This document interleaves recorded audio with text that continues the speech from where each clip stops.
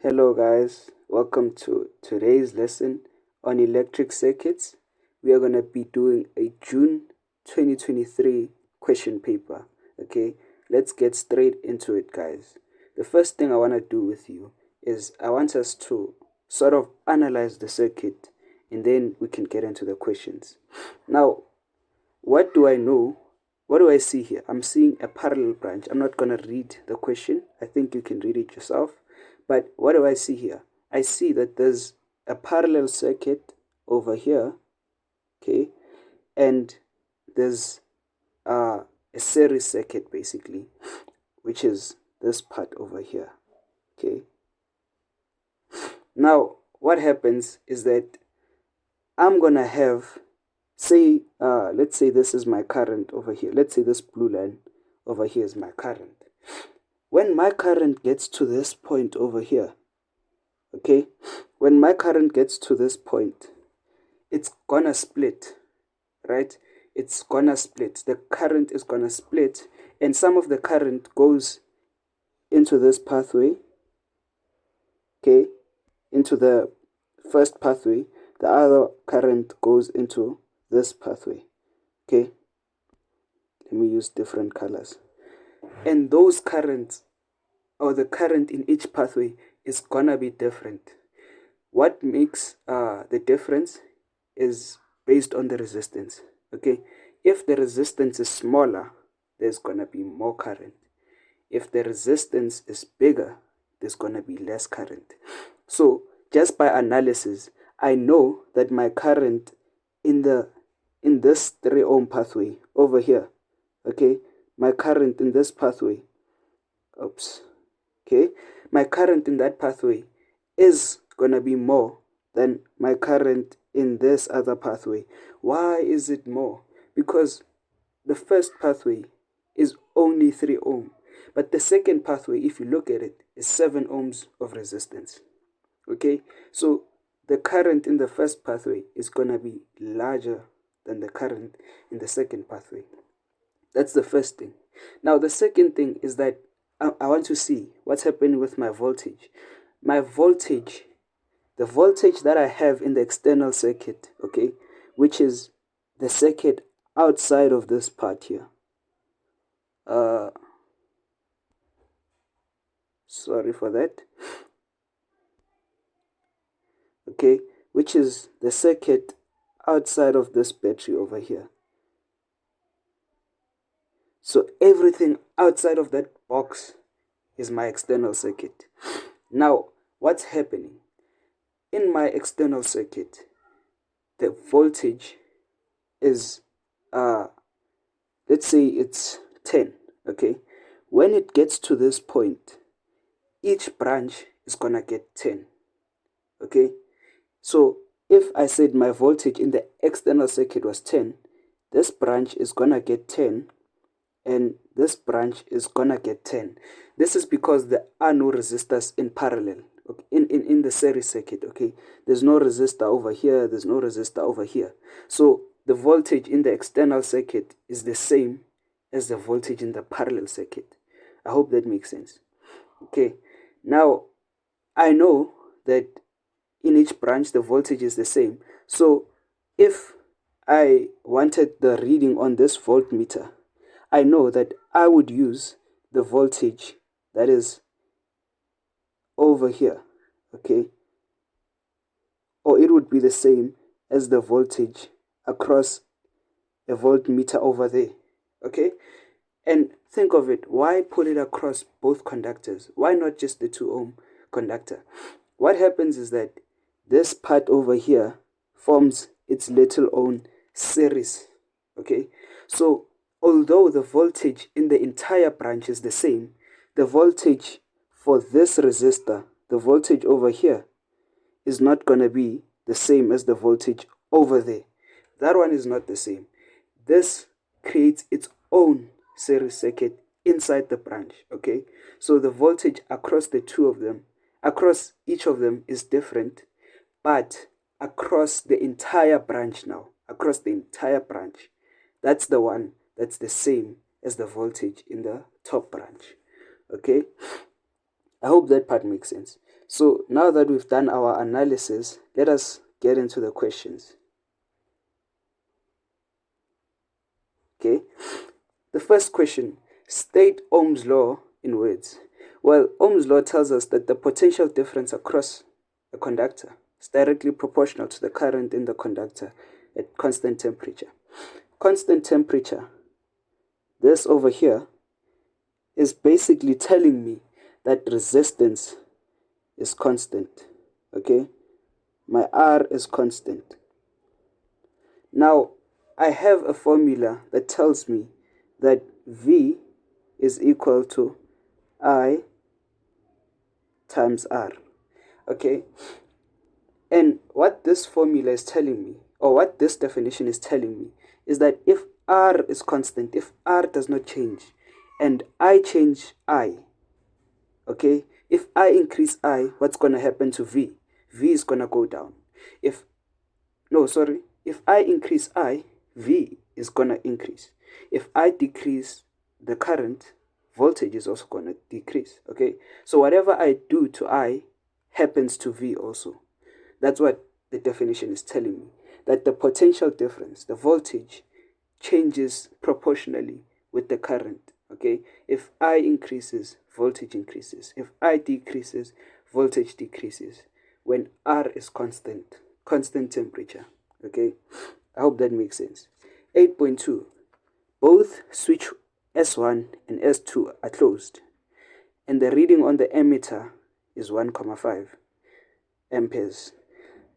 Calculate the reading on the voltmeter. Okay, so how do I find voltage? How do I find voltage? Well, we're going to use our formula as it's given in the formula sheet, which is R equals to V over I. Now, do I have resistance for the first branch? Yes, I do. Do I have the current? No, I don't. So I cannot use the first branch to do my calculation. Now, do I have resistance in the second branch? Yes, I have the 7 ohm resistance. Remember, I told you that it has to be equal to the resistance in the entire branch. Okay, so the 7 ohm resistance and the 1,5 amperes of current. Remember, I can't say this 1,5 applies there because the current divides in a parallel branch. Okay, divides differently in the branches.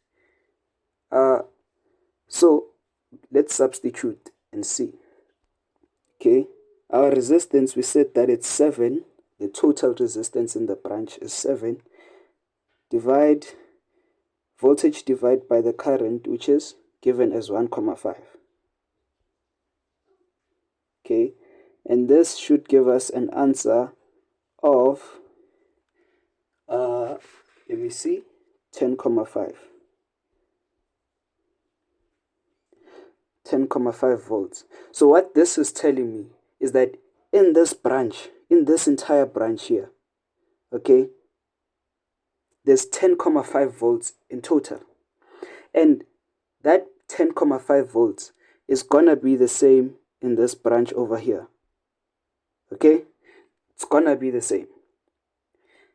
But over here, I'm not gonna have 10,5. Over here, I'm not gonna have 10,5. It's gonna be shared. Remember, the voltage in a series circuit is shared. Okay, and this, as I said, forms its own little series circuit. So over there, what's gonna happen to the voltage is that it's gonna be shared between the two. Okay, now let's move on. We've answered our first 3 marks. The second one says calculate the reading on ammeter A2. Okay, now remember, we have the current in this circuit. Okay, or in this branch, in the second branch. Here, we have the current over there. Okay, now I want the current over here because the current at that point, it's split up. Okay, and at this point over here, it's gonna rejoin. Okay, so if I find the current at that point, which is the current in the first branch plus the current in the second branch, it's gonna give me the total current over there. Okay, it's gonna give me the current of A2, because A2 is when the current, this is the current before it splits. Remember that even here, the current over there is the same as A2. Okay, the current over here is the same as A2. But when it gets here, it splits, and when it comes back here, it rejoins. Okay, I hope that makes sense. So what I'm going to do is I'm going to find the current in the first branch, and let's quickly do that.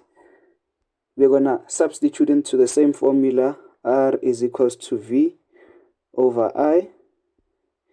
My resistance, we said, is 3 ohm. The voltage is 10,5. And then over I. Okay. This should give me that I is equals to 3,5.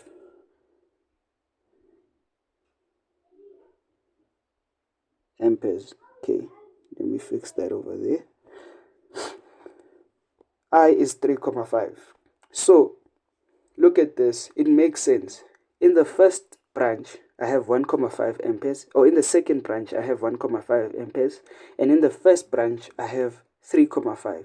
And what did I tell you? I told you that the current in the first branch is gonna be more than the current in the second branch. So this tells me that I'm on the right track. Okay, now if I want to find the reading on A2, okay, A2, I know that it's going to be 1,5, which is the branch, the second branch, okay, plus 3,5, which is the second branch that I just found.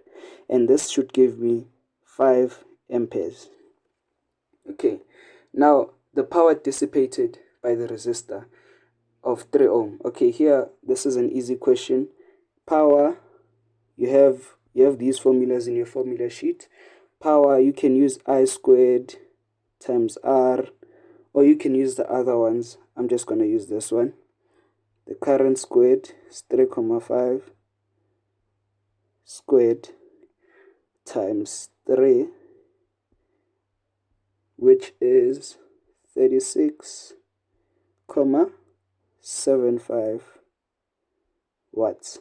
Okay, that's how much power is dissipated by the 3 ohm resistor. No need to sweat there. 8.3, calculate the EMF of the battery. Now, this question gave me a bit of a headache, okay, because I know that to find EMF, I need V ext plus, V internal. Okay, and to find V ext, it's I times R, and then V internal is I times small r. Okay, but guess what? I have I for both of these, okay, but I don't have, okay, I have this R over here, but I don't have small r. Okay, and I also don't have EMF. And then I'm thinking, what am I supposed to do? I don't have EMF, I don't have R. Well, surprise, surprise, guys. Whenever we have two unknowns, what are we thinking? We think simultaneous equation. So let's see, can we come up with a simultaneous equation here? I am told that S1 is open, okay? Switch S1 is open. And then S2 remains closed, meaning it's only the first branch now. This just gives me a simple series circuit, okay? The reading on the ammeter, A2, is 3,64, okay? This tells me that the current everywhere is 3,64, because in a series circuit, the current is going to be the same. Remember, when we open switch S1, what stays behind is this circuit over here, which is basically a series circuit. Okay, let's clean up the diagram. So if I took this out, what remains is the series circuit. Okay, now calculate the EMF. Let's do this. Let's start with the series circuit. What's going to happen is that I'm going to have EMF equals to IR plus IR. Okay, I don't know my EMF.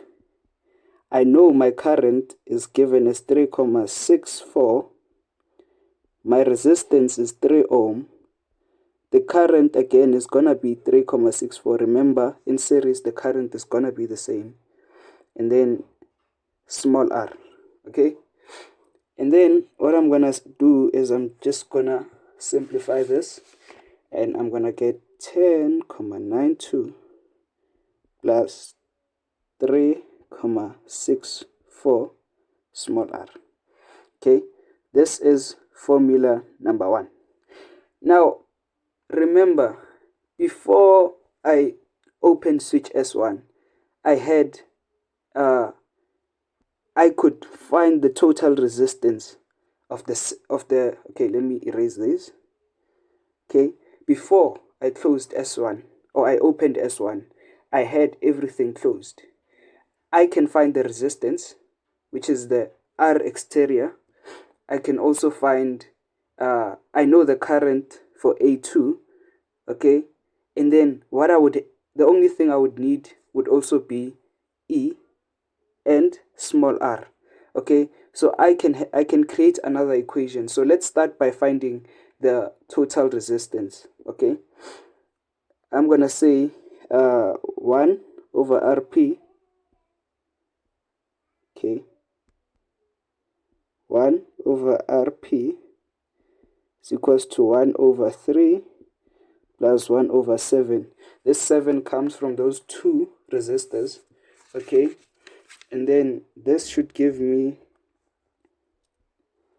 10 over 21, okay? Therefore, my resistance for the parallel, okay, this is the total resistance for the circuit, basically, for the parallel circuit. And since there's no resistors in series, it just tells me that this is the total resistance for the exterior circuit, okay? So what I'm going to do is I'm going to create another formula. E equals to IR plus IR, okay? And then what is the current? Well, remember we calculated the current earlier as 5, and then the resistance is 2,1 plus the current, which is 5R, okay? And then what this gives me is 10,5 plus 5R, okay? Now you could go ahead and isolate R, and then so that you go directly to the E, but I'm gonna find R first and then substitute that to find my EMF. Remember, the question wants us to find EMF, okay?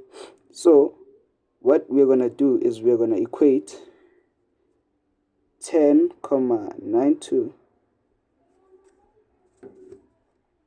okay, 10,92 plus 3,64 R equals to 10,5 plus 5R.